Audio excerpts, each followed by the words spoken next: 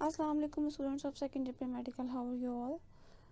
Today's my topic is genetics, and I hope so inshallah at the end of this video you can understand the laws of genetics. Genetics. What is genetics? Genetics is the study of inherited characters which are transferred from one generation to another generation. You have seen a lot about different families having blue eyes, curly hairs. तो these all are the genetic characters जो generation to generation यानी parents to offspring से मुराद उनकी औलादों में generation to generation move करते हैं. George Mendel को credit हासिल है, उन्हें फादर ऑफ जेनेटिक्स कहा जाता है. उन्होंने फर्स्ट टाइम इस इनका तमाम कैरेक्टर्स को स्टडी किया था, उसकी बुनियाद रखी थी.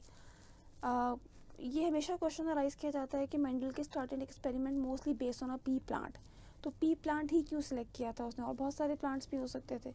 But the reason behind this के पी प्लांट एक तो ईजिली ग्रोन होते हैं, इसके अलावा ये एनुअल प्लांट्स होते हैं, यानी कि एक साल में इनकी क्रॉप कल्टीवेशन के लिए रेडी हो जाती है.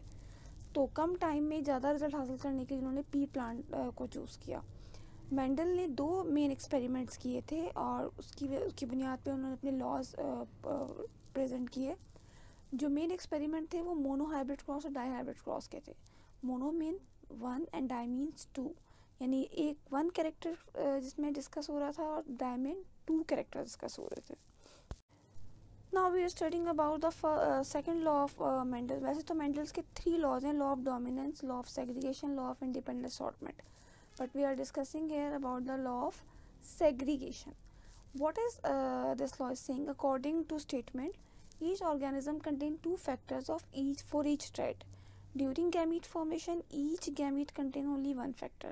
मैं इसको इजीली इस तरह बता देती हूँ कि अगर 2 ऑर्गेनिजम्स के 2 पेरेंट्स के दरम्यान में क्रॉस किया हो रहा है, यहाँ पे आपके पास डायग्राम में शो भी हो रहा है कि ब्रीडिंग पॉन्ड में अगर अब येलो पॉड है, यानी वो येलो पॉड और ग्रीन पॉड के दरम्यान में क्रॉस हो रहा है, तो जो ऑफस्प्रिंग होंगे उनमें दोनों का एक एक कैरेक्टर मौजूद होगा. I am again repeating the statement.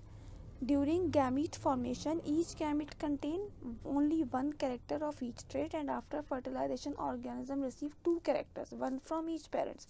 It depends, वो बाद में आता है कि जो डोमिनेंट कैरेक्टर है वो खुद को एक्सप्रेस करता है. यहाँ पे डोमिनेंट कैरेक्टर इस डायग्राम में ग्रीन पॉड है, तो सब जगह ग्रीन पॉड ही शो हो रहा है. रिसेसिव कैरेक्टर कौन सा है? येलो. ये रिसेसिव कैरेक्टर जो होते हैं वो उस वक्त ही खुद को शो करते हैं जब वो पेयर की फॉर्म में होते हैं. इंडिविजुअली अगर वो हो और उनके साथ कोई डोमिनेंट कैरेक्टर हो तो वो डोमिनेंट कैरेक्टर उन पर हावी आ जाता है. कैपिटल जी डोमिनेंट था, स्मॉल जी रिसेसिव था, तो कैपिटल जी ने ही हर जगह खुद को एक्सप्रेस किया. This may be called a mono hybrid cross. इसमें सिर्फ एक कैरेक्टर डिस्कस हो रहा है, वो है colour, yellow pod and green pod. तो मेंडल के जो एक्सपेरिमेंट की बेस थी मोनो हाइब्रिड क्रॉस की, वो ये भी थी. इसको सिंगल ट्रेट इनहेरिटेंस भी कहते हैं और मोनो हाइब्रिड क्रॉस भी कहते हैं. Clear to all of you बेटा? लॉ ऑफ सेग्रीगेशन क्या कह रहा है कि during gamete formation each gamete contain only 1 factor of each trait, यानी after fertilization offspring contains a 1 character from each parents. Clear? Now we are studying about the next law which we are going to study here, which is law of independent assortment. First we are going to read its statement. Gene for the different trait assort independently for each other during gamete formation. मैं कुछ meaning बता दूं आपको. Trait का word बार बार use होगा. Trait कहते हैं बेटा कैरेक्टर्स को, आप इसकी जगह कैरेक्टर का वर्ड भी यूज़ कर सकते हैं. Assort meaning classification. ट्रेट कह रहे हैं कैरेक्टर को, असॉर्ट कह रहे हैं क्लासिफिकेशन को. यहाँ मैंने बात की gene for the different trait यानी different character assort independently, classify independently of each other during gamete formation. All possible combination of factor can occurs in the gamete. वहाँ पे क्या था? सिर्फ डोमिनेंट खुद को एक्सप्रेस कर रहा था. यहाँ पे all possible combination of factors can appear. This is called die hybrid cross, यानी कि डिफरेंट कैरेक्टर्स में आपस में क्रॉस करेंगे. अगर हम इसको ऑब्जर्व करें इस चार्ट को, तो हमारे पास क्रॉस जो फर्स्ट FN जनरेशन में क्रॉस हो रहा है, round yellow cotyledon, wrinkle green cotyledon, यानी 2 कैरेक्टर्स हैं राउंड एंड येलो, और पेरेंट्स 2 के अंदर wrinkle and green. Wrinkle and green दोनों रिसेसिव कैरेक्टर्स हैं, राउंड एंड येलो दोनों डोमिनेंट कैरेक्टर हैं. नेचुरली डोमिनेंट कैरेक्टर जहाँ पे होंगे वो खुद को एक्सप्रेस करते हैं. आफ्टर FN जनरेशन के अंदर हम क्या देख रहे हैं कि हर कैरेक्टर ने इंडिविजुअली ख़ुद को एक्सप्रेस किया है. उसके बाद F1 जनरेशन को जब F2 जनरेशन हासिल करने के लिए क्रॉस करवाएंगे हम, तो हमारे पास जो रेशियो आता है वो 9:3:3:1, यानी 9 आपके पास क्या है, राउंड येलो, 3 क्या है आपके पास, राउंड येलो मगर वो क्या है, रिसेसिव है, और 3 है राउंड ग्रीन। लेकिन जो रिसेसिव कैरेक्टर है पूरा आपका, यानी कि रिंकल ग्रीन वाला, वो सिर्फ एक है।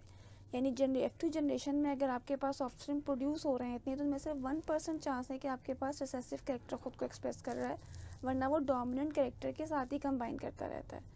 तो अगर हम वापस अपनी स्टेटमेंट पे जाएं, all possible combination of factors can occur in the gametes, तो ये यहाँ पे आके कंफर्म हो जाता है, और इसे हम डाई हाइब्रिड क्रॉस कहते हैं, ठीक है, also called double trait inheritance. Another terminology or character which we are going to discuss is complete dominance, incomplete dominance and co-dominance. Dominance कहते हैं dominate से निकला है जो किसी दूसरे कैरेक्टर के ऊपर dominant हो। So dominance, ये तीनों कैरेक्टर्स अलग अलग खुद को शो करते हैं, complete dominance, incomplete dominance and co-dominance. Complete dominance में क्या हो रहा है, the dominant allele completely mask the recessive one, यानी उसमें सिर्फ और सिर्फ डोमिनेंट allele ही खुद को रिप्रेजेंट करेगा, रिसेसिव सप्रेस रहेगा, जिस तरह हमने मोनो हाइब्रिड क्रॉस में देखा था, ठीक है, जहाँ पे सिर्फ डोमिनेंट कैरेक्टर खुद को शो कर रहा था और रिसेसिव डिक्रीज हो गया था, ये अपने आप को रिसेसिव करने का शो नहीं किया था। आप यहाँ पे एग्जांपल में देख सकते हैं कि रेड एंड वाइट फ्लावर है, तो वाइट कलर सप्रेस हो गया और रेड कलर ने खुद को एक्सप्रेस कर दिया। इनकम्प्लीट डोमिनेंस है dominance in which neither Aleel is dominant, यानी कोई भी डोमिनेंट नहीं होता। अगर pure dominant and pure recessive character के दरमियान में क्रॉस करवाया जाए तो एक नया कैरेक्टर बन के सामने आ रहा है, या रेड एंड वाइट के दरमियान में अगर मैं आपसे कहूँ क्रॉस करवाया जाए तो पिंक कलर आ रहा है सामने, यानी ना ही तो डोमिनेंट ने खुद को एक्सप्रेस किया, ना ही रिसेसिव ने खुद को एक्सप्रेस किया, और एक नई चीज़, नया कैरेक्टर बन के सामने आ गया। That's why it is called incomplete dominance. Third one is को डोमिनेंस। को डोमिनेंस को कहते हैं टुगेदर को, एग्जिस्ट करने को, साथ रहने को।